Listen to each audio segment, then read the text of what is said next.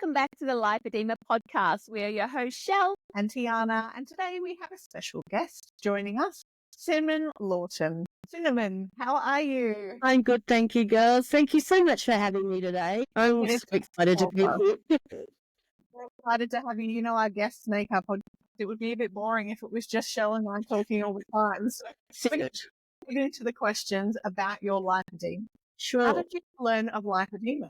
Right. Well, this is going to sound repetitive because I've noticed that a lot of us have found out about lipedema exactly the same way I have. So it was literally spending years and years trying to find why I couldn't lose weight. I was a chunky child right from the get-go, and we literally fought body dysmorphia from probably the age of 4 years old, if I'm really going to be honest with you. It got to the point where I had tried every yo-yo diet. I had been a poster girl for a MLM product that was going to help me miraculously lose weight, and it did help for a little while. But then I noticed as other people were losing weight differently to me, I started to question my, is this me? Is it something I'm doing wrong? And then we moved from Port Macquarie to the Gold Coast very quickly, and we were forever trying to find a house. We wasn't a housing crisis or anything at this stage, but we were always on the move, and I was always petrified of when we find a house, I'm going to stop moving and my aches are going to come back. And that's exactly what happened. My legs started to swell. I was in so much pain. But funnily enough, the Gold Coast is where Dr. Lekic was.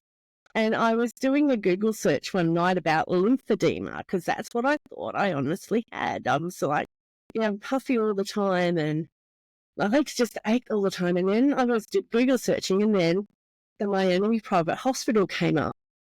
And then it was around about that time they were having a conference here on the Gold Coast.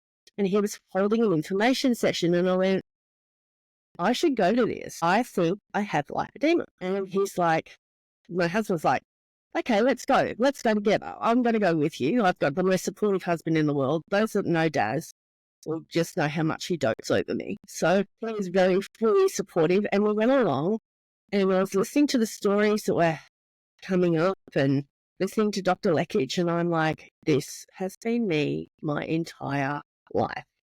My mother used to hate having her arms touched. Like, we'd go swimming, and when you're learning to swim, the first thing you do is you grab your mother's arms. And she would be in agony over it. And I'd be like, why? And she would bruise easy. Another thing, but she didn't have lower. She had higher, up in her body, up in her arms. It wasn't until my sister actually messaged me one day and said, are your legs swelling and stuff like that? And I said, yeah, I've been diagnosed with stage 2 at that stage and was probably heading into stage 3. Again, that's going to go into a different section of this conversation that we're going to have. And it literally brought to attention to me the fact the women in our family have had it for generations and never knew. And it took a Google search, a Dr. Google moment, to literally bring this to a head. Yeah, so I have been diagnosed now for 6 years. It's been a roller coaster ride, and I've just been lucky enough to have a toolbox of mental health and spirituality and universal energy and all of that healing stuff that I have once shared with Chris during a mindfulness podcast that we did for, I think it was during Lipedema month. I think it was 2 years ago now that I took them along and shared some of my RTT secrets, which is rapid transformational therapy. Again, something that we're going to talk about later on. Yeah, so now we are keeping a very rigid eye on my two granddaughters, just to make sure, because we all know that this is possibly a genetic thing that we pass down. And even though they are my sons' daughters, we're just going to make sure that they're looked after. And this is part of being able to time capsule this for them. So if they can come back and when they're older and see that Yaya was, not only, poster girl for IBD, but also, I'm a big advocate for wellness and being holistically healthy and keeping things light, cheery, because we get bogged down so much. But anyway, I think that's pretty much in a nutshell how I found out about it. And moving to the Gold Coast was our greatest blessing, even though it was a very quick and emotional time for us. It split our family up, but we made the right choice. And getting in touch with Chris and getting a formal diagnosis and being able to get back into control of where I was great. But then wheels fell off. Yeah. Thank you. No, so about 6 years you've been dealing knowingly with this condition. When you look back, did you have any moments of progression that really stand out to you? Absolutely. My biggest progression moment was perimenopause. Going into perimenopause was when I found that my body just went crazy. It went nuts. So my early 40s, it started to get really noticeable. Before that, I felt, oh yeah, I can get this under control. I was good with my weight management. I was, looking for healthy options, even though my kids and my husband are terrible eaters, and I was literally being dragged, kicking and screaming back into there, I'm going to eat terrible. And as soon as I started to do that, I realized that my body was just not coping with the preservatives, the fat content, the carbs, and all of that other thing. And you go looking for those solutions. I went down the bariatric surgery route. I went down, all the other yo-yo diets and try this and try that, take this and take that, as we're all bombarded with all this advice, especially when you're overweight. And then you reach the doctors that come to you and say, you just need to exercise more. When you can't move your body, you can't exercise more. So I was starting to think, yeah, okay, I've got arthritis like mum, or, all these other things you think about that might be connected, that are something other than lipedema, or are something other than, this condition that you don't know about. And yeah, it was, pretty crazy time. And during that time, it was obviously when we moved from Port up to here. We've moved many states. I've been in Adelaide. I grew up in Sydney. Back then, Gen X child here, like you, Shelley. We weren't taught about lipedema. That was that. That was a non-thing that you didn't talk about, and it was your fault. And being flirty wasn't the thing.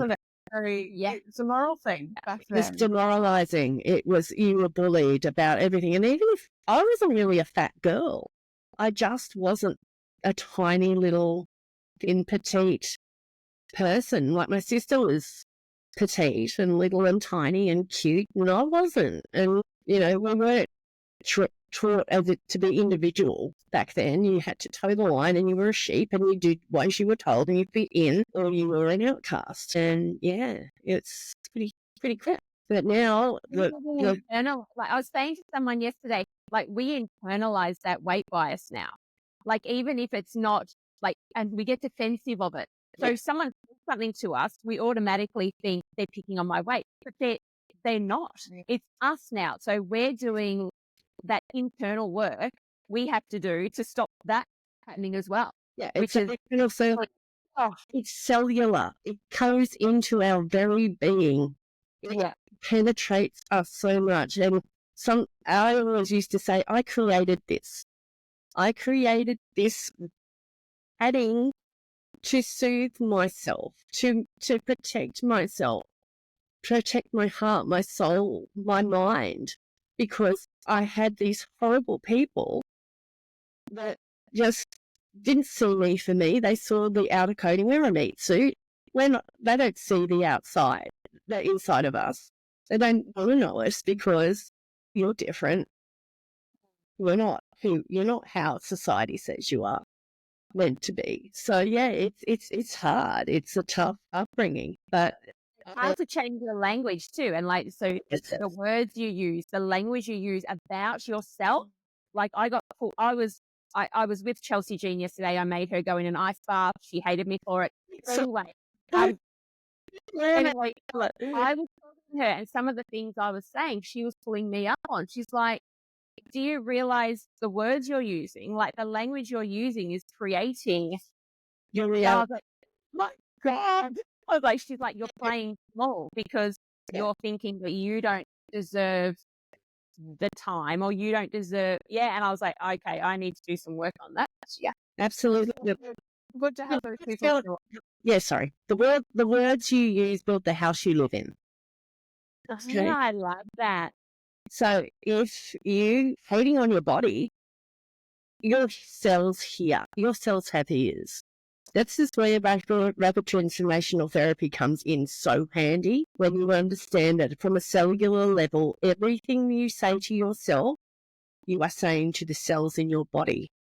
You are creating your reality by the words that you use, the things that you say, your environment that you live in is all in here and creates your generational traumatic loop.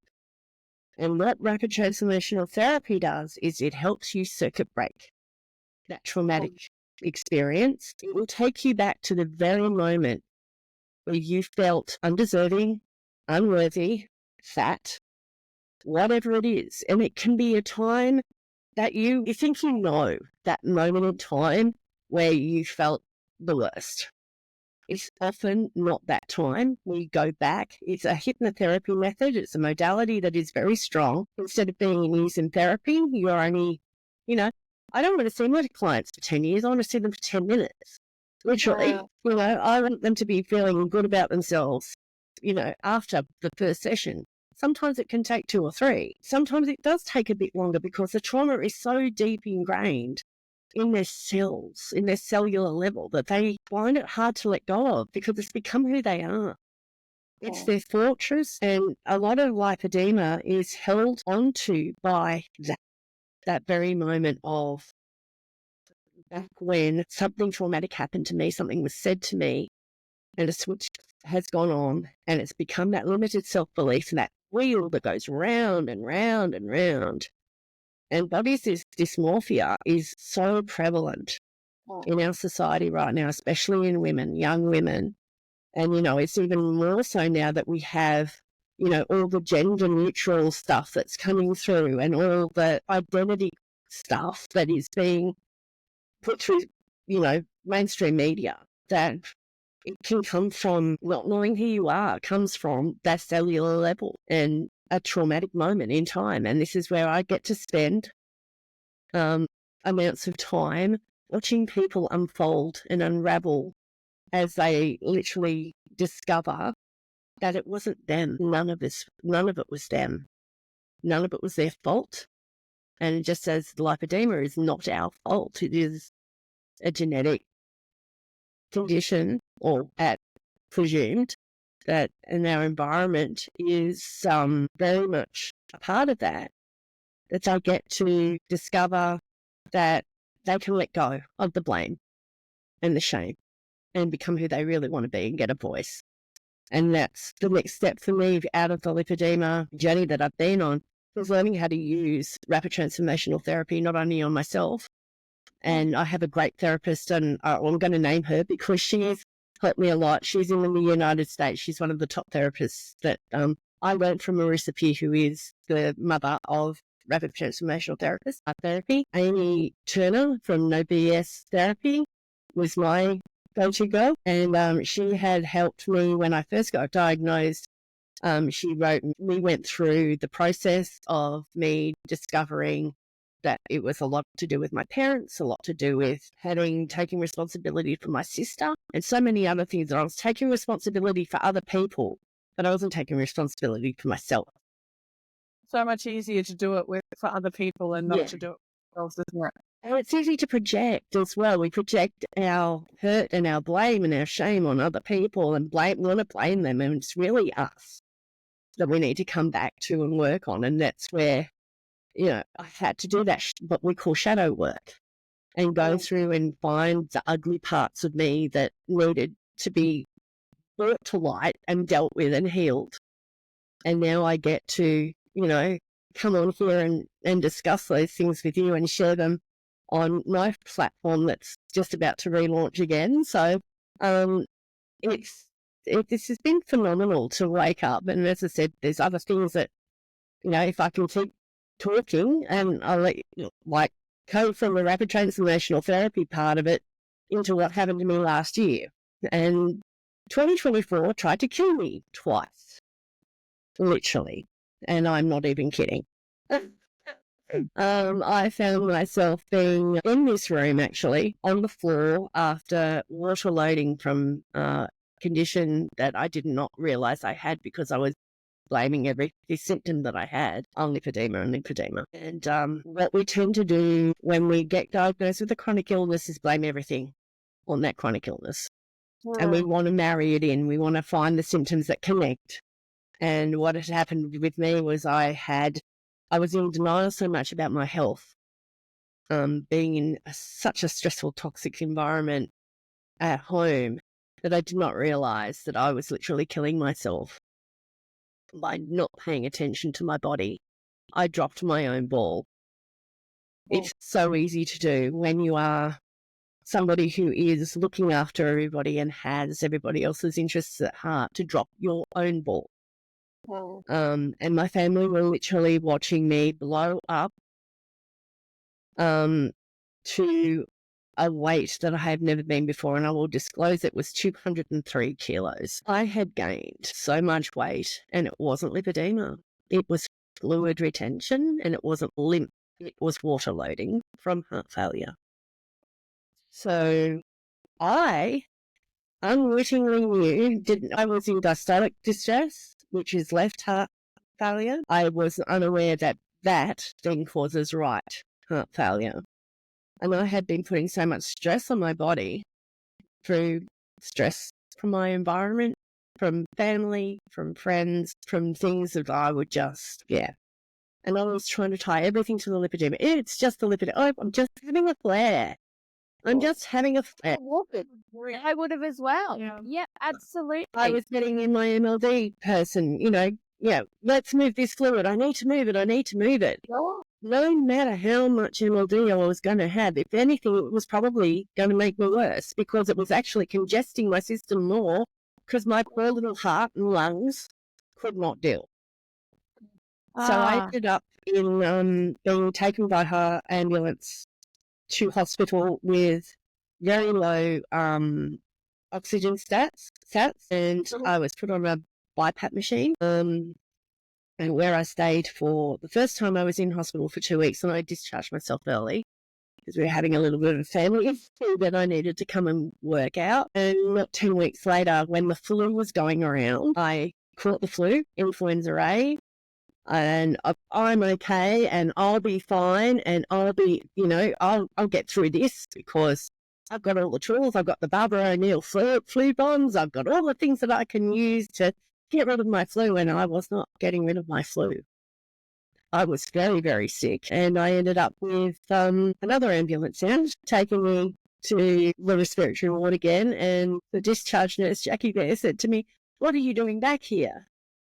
And I'm like, I don't know. And they tested me influenza A that had turned into pneumonia. And at that stage, I was still trying to link it all back to lipedema. Yeah. Right. And then, of course, we get to the hospital, and I'm like, but I have lipedema.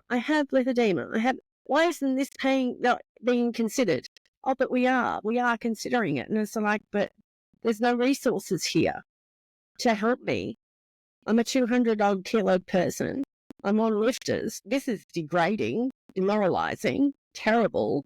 I felt worthless and horrible, and like an old person that couldn't help themselves. And the nurses there were just so amazing and didn't make me feel once like I was a burden, but I felt so bad for them. I had wordies coming up, and at that stage I'd gotten so bad that I was vomiting up black blood, and it was due to medications that I was on and all sorts of things, and it was really terrifying, and I got very close to not being here. And I was just lucky enough that I had really great nurses that were on point, that knew, that spent time with me previously to know who I was, learn about lipedema. The physiotherapists there were great because they had never heard of it before. There were doctors that were very dismissive, that it's not my specialty. So I've heard about you. I've done a case study on you. I've done case studies on lymphedema. Yeah, have you heard of lipedema? All these other things that stopped me from moving out of bed. Like they put you in a bigger bed because you're a bigger person, and that bigger bed is actually so hard to move in because you're sinking into it, and your poor little lipedema body isn't doing what it needs to do. It isn't moving like a normal person. And I do have signs of EDS, as of like hypermobility and all those other things. That's not being formally diagnosed. But my physiotherapist looked at me and she goes, you're pretty much showing up like that. That sort of thing will go down and sort out later. Because my whole thing was losing the weight. So they often tell you that you shouldn't take fusamide, diuretics with lipedema. And that was in the back of my head the whole time. I shouldn't be taking this because it creates that protein that it makes lipedema worse. I needed to be on that medication. But I was punishing myself because I got told that this is bad for your condition. And this is where crisis to control comes. And you can't listen to everybody because you could end up killing yourself because you may need a medication that, yes, does directly go against what our bodies say we need and what the specialists say we need. What's that cost-benefit analysis between what's the most immediate concern that you need to address straight away? Exactly. And that's where the acute illness comes in. Acute illness can still develop underneath a chronic disease. And when it becomes acute, it's desperate. It is in that crisis moment. And when you are on you're on a ventilator, you've got a catheter and they are pumping 180 milligrams of fusamide through you a day and you're losing 4 kilos a day through just voiding. Literally.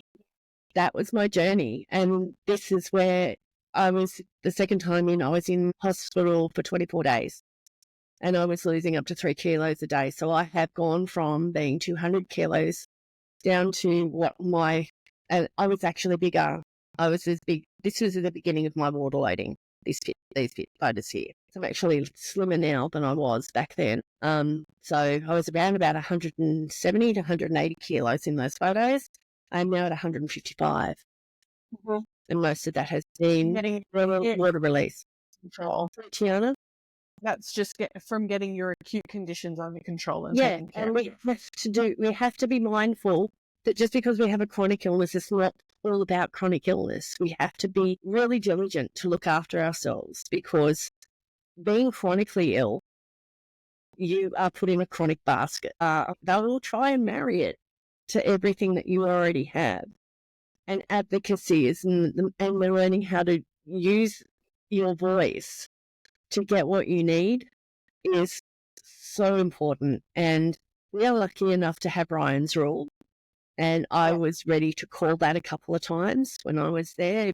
Those that aren't aware of Ryan's rule, that is when you are in hospital and you don't believe you're being seen or heard, you can go to a nurse and they will advocate for you and help get you the help you need. I woke up with such a tantrum because I'd had enough of not being listened to that I told them all I was ready to go to war and they allowed me to have my war and have my say. And then I had to switch my thinking and realize that I was blaming everything on the lipedema, and the lipedema was what I wanted to cure and solve when it was really the heart failure that I needed to concentrate on. And once I learned that, the tables turned for me and I woke up the next morning with such a sense of purpose and determination to survive and be here. Because unfortunately, my sister had gone down the same path and I lost her 2 years ago to the exact same thing. Wow. So she showed me, she again had lipedema as well, but she showed me everything that I needed to know in order to come here and have a chat with you girls and create Crisis to Control, which is my project for this year. I am about to start writing my book and it's been very cathartic and very healing for me. And it's, eventually I'd love to have you girls on my podcast. Yes, please.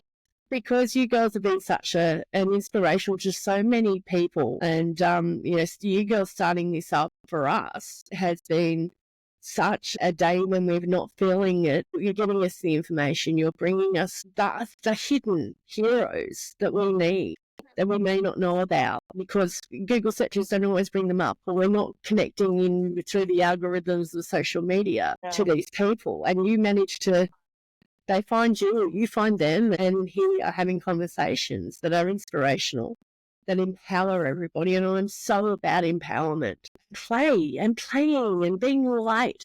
Being chronically ill isn't all doom and gloom. It isn't. It can be fun. Playing with my grandchildren yesterday, I haven't been able to do that since, I can't remember how long. And we were laughing and playing, and Harvey's 5 years old. And he's, you're a completely different person.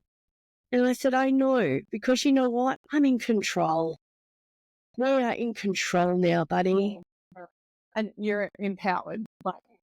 And I want to empower other people. I want them to see them for who they are, really, really are. And whether that is through means of helping them through an RTT session, whether it be connecting through chronic cross-system control, whether it being an advocate for, and joining girls more at lunch, because I've been willing to do that for but my mobility just hasn't been there. And now I can go, I can do, and I can be and be a part of the community more. So I will be accessible to anyone that wants to connect with me and learn more and gamify Lipoedema.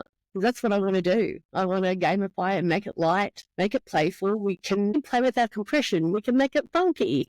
I don't know if you follow Glitter and Lasers on TikTok. She tie-dyed her compression. Yes, we need tie-dye compression. We need that thing. I was anti-compression. I'm like, need that. I don't need that. And my company, Shelley will know that I've been posting up my Comfy Wave rivets. Having connected up with the lovely Lipoedema clinic at Gold Coast University Hospital, speaking back there, who has, again, I would not have got that service if I had not gone to war that day. Yeah. They would have just sent me home and you'll be fine and you can get compression off, and I would never have been referred to OT if I had not gone to war that day. So sometimes you have to find the courage in amongst the times when you feel the weakest to go, I am not okay. I need help. And I think that's so hard for so many women in our community, is actually admitting that they need assistance and help, and they don't know where to get it from. And this is where you guys come in so handy, because just tuning into you for a half hour can give you so much information and direction. And that's what I want to hopefully join hand in hand with you girls and help spread it. And we all need to band together as a community. It takes such a massive community to help everybody, and especially newly diagnosed people, because we can always go back to that. We'd like to consider ourselves as black belts. We've been there, they've done it, we've been in the trenches, but I think if you can always approach it from a white belt perspective, because the white belt is always underneath the black belt. We've all started off as beginners, and then the yellow belt comes, and then the brown, and then the black. And it literally is a progression of knowledge. And if you don't know where to start, it's terrifying and it's scary. It really, and really. even like you said before, like you Googled lymphedema, like what if you don't know the word? And that's something that we've spoken about quite often. Like if you don't know the word, like what do you Google? How do you find out? Like I found out from a podcast. I heard the word on a podcast and I was like, my goodness, that's me. Yes. And you were ping too, weren't you? Yeah, I found out via social media. Yeah. But what were you looking for? Were you looking for something? No, it actually just came up on my feed, just all these symptoms from one particular influencer. And I was like, I have those symptoms. And then I found the word. So, it was more a symptom-based thing. Yeah. For me. Yeah. But no, I haven't been able to. Very similar. I'd seen Glitter and Lasers, lovely Anna, and I'd seen Pale Ginger Pear, Cara. we've all followed and fangirled these ladies, and without them being brave enough to go, hey, this was it, and it is brave. That's a big decision in itself to decide that your platform is going to be for advocacy. Like, that's not what everyone wants to do. Like, we do have some influencers out there who do have lipedema, but have decided, no, that's not my brand. Yeah. And that's absolutely, it's your brand, it's your personality. You do what you want with it. But then we have those brave souls who've decided, okay, because a couple of those you mentioned, they didn't know they had lipedema to start with. Like, they were already advocating for not body positivity, but body neutral, and advocating to represent us bigger girls. And then they got the diagnosis, and now they've flipped the script a little bit to include their lipedema journey as well, which is amazing. Absolutely. And I used to hate the word plus size. I used to call it extraordinary. Yeah, I'm becoming more in love with just fat. Yes, I'm fat. Yes. Why have we made that word so terrible? I'm That's fat. not I had fat, so why aren't I fat? fabulous. Yeah, that. Yay! I'll go that. Oh, Cinamon, we're going to have to say goodbye, my love, but we will definitely have another chat with you. And, again. Absolutely. So, can we ask about where people can learn more about you?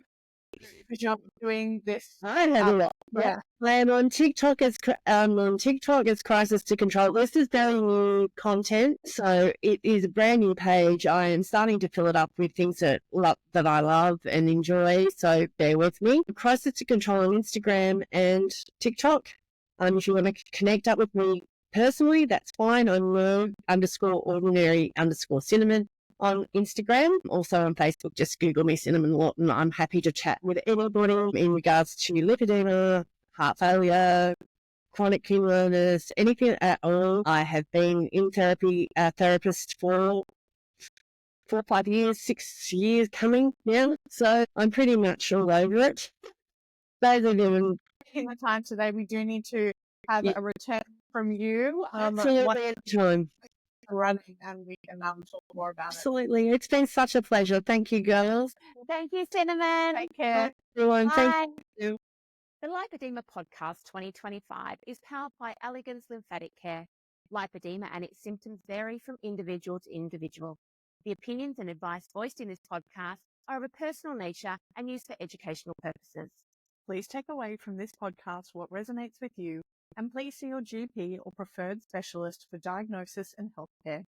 We are Shell and Tiana from the Lipoedema Podcast. Until our next episode, bye for now.